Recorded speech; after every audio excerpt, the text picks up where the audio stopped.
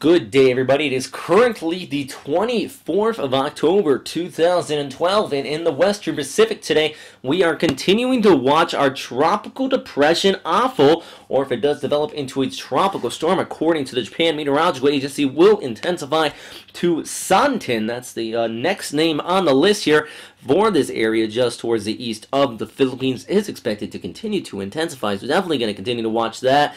But first, I want to quickly mention a low pressure area that moved over Japan today. You did see some widespread rain showers across much of this region. Even winds were reported over 100 kilometers per hour in the Ishikawa prefecture.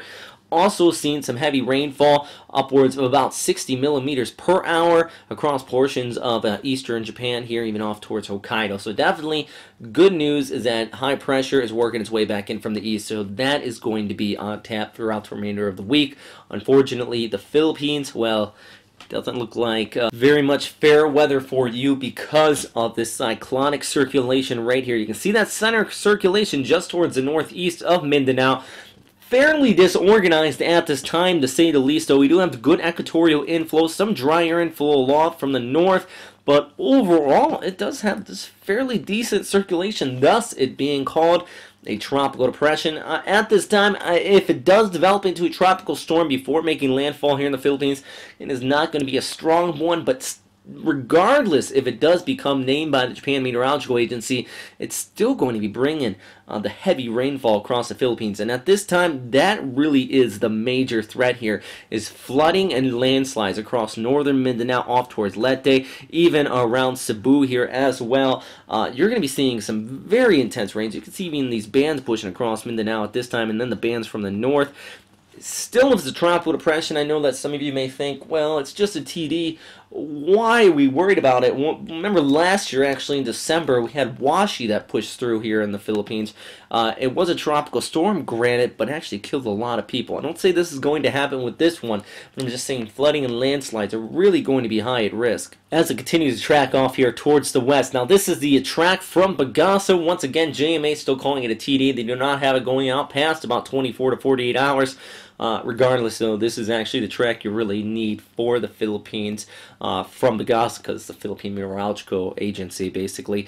Now, moving here across Visayas, basically, though, many of these islands, very low population, but the thing is, infrastructure is actually rather on the low side, so these can be very impacted by heavy rainfall. Volcanic islands in the region as well are very prone to landslides. So once we start to see this move onshore, remember that that moisture is going to flow off here towards the northwest, wrapping around the storm system, quite like that.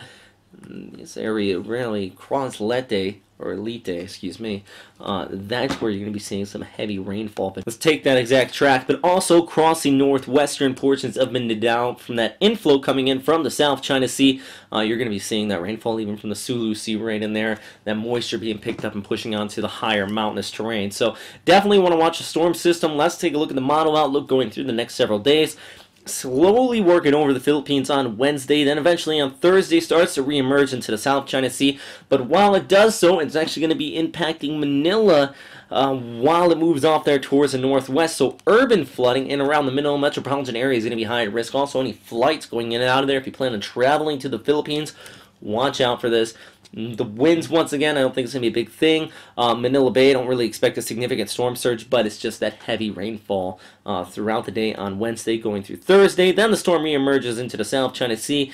Here on Friday, you can see it actually intensifying before moving off towards Vietnam.